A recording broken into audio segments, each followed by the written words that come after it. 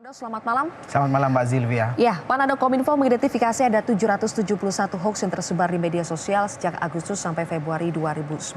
Bagaimana sebetulnya cara Kominfo mengidentifikasi hoax dan apa yang dilakukan setelah teridentifikasi? Ya, kita tahu bahwa konten internet itu berjuta-juta, bahkan miliaran konten yang berseliweran di ranah maya kita, di cyberspace kita. Tim AIS Kominfo yang dibentuk Januari 2018 itu melakukan crawling, pengaisan. Dari ribuan jutaan konten itu dikais, dipilih mana yang fakta, mana yang hoax. Terutama dengan kata-kata kunci, keyword-keyword tertentu yang terkait dengan isu-isu aktual.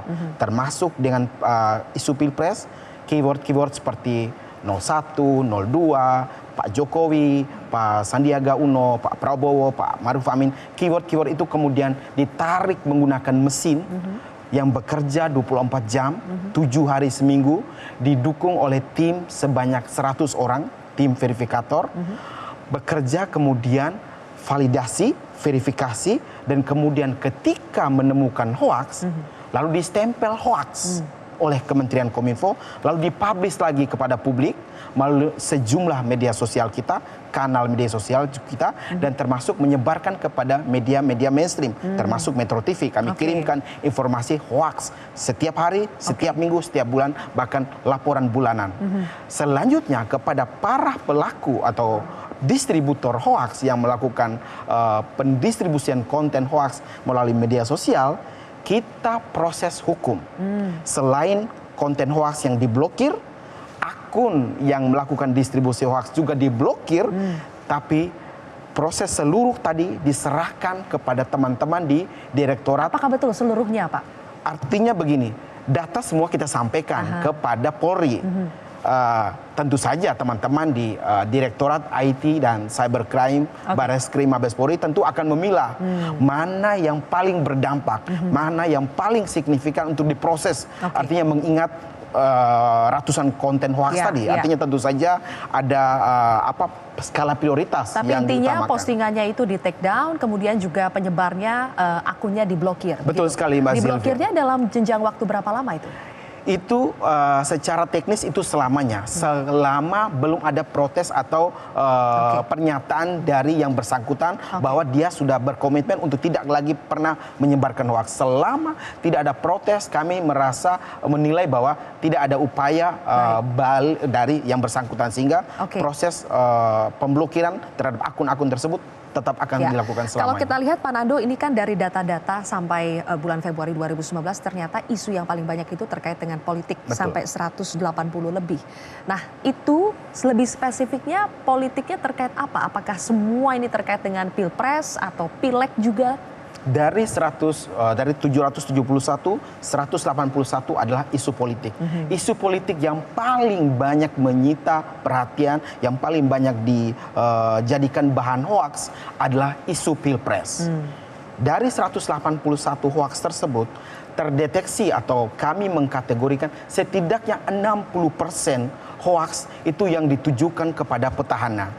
Artinya Paslon 01 itu memang mendapatkan sampai 60% kritikan, hoaks, bukan kritikan, maksud saya kabar bohong, ujaran kebencian yang ditujukan kepada Pak Jokowi sebagai presiden dan juga Pak Jokowi sebagai capres. Jadi ada data-data yang dimanipulasi, dibikin rekayasa seakan-akan itu fakta. Itulah era post-truth. Semua dimanipulasi, data diciptakan, dibikin meme, kemudian sengaja untuk menyerang capres petahana 01. 60%. Namun tetap sekitar 20-an%, hampir mendekati 30% itu menyerang 02, Pak Prabowo dan Pak Sandiaga Uno.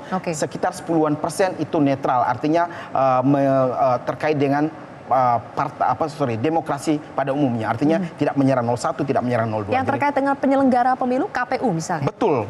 Jadi 10% tadi yang kami sampaikan bahwa 60-an% menyerang 01, sekitar 30% menyerang 02, sekitar 10% itu terkait dengan penyelenggaraan KPU, Bawaslu, Polri, termasuk Kominfo juga.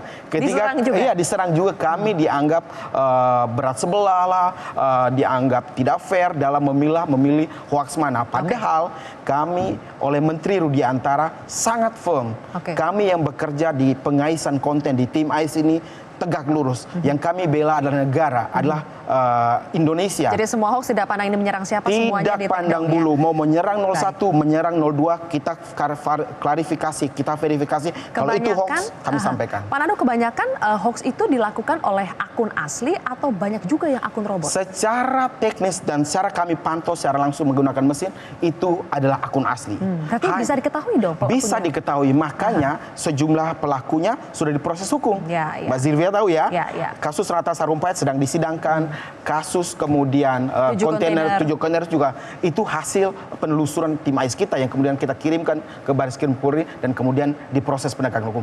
Artinya apa? Ancaman pidana 6 tahun yang disiapkan oleh Undang-Undang ITE untuk pelaku penyebaran hoaks itu memang bekerja, diimplementasikan. Kita tidak pernah bermain-main dengan hoaks. Karena yang kita jaga adalah demokrasi, yang kita jaga adalah Indonesia.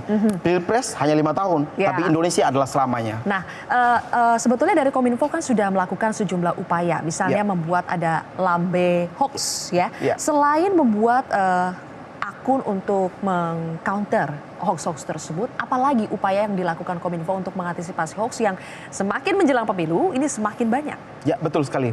3 langkah utama, Mbak Zilvia, langkah strategis Kominfo dalam memerangi hoax. Yang pertama tentu saja langkah tadi tim AIS melakukan penelusuran, lalu kemudian pemblokiran, dan kemudian langkah kedua adalah proses penegakan hukum bersinergi dengan Polri. Setiap upaya distribusi konten hoax, kita proses penegakan hukum bersama Polri.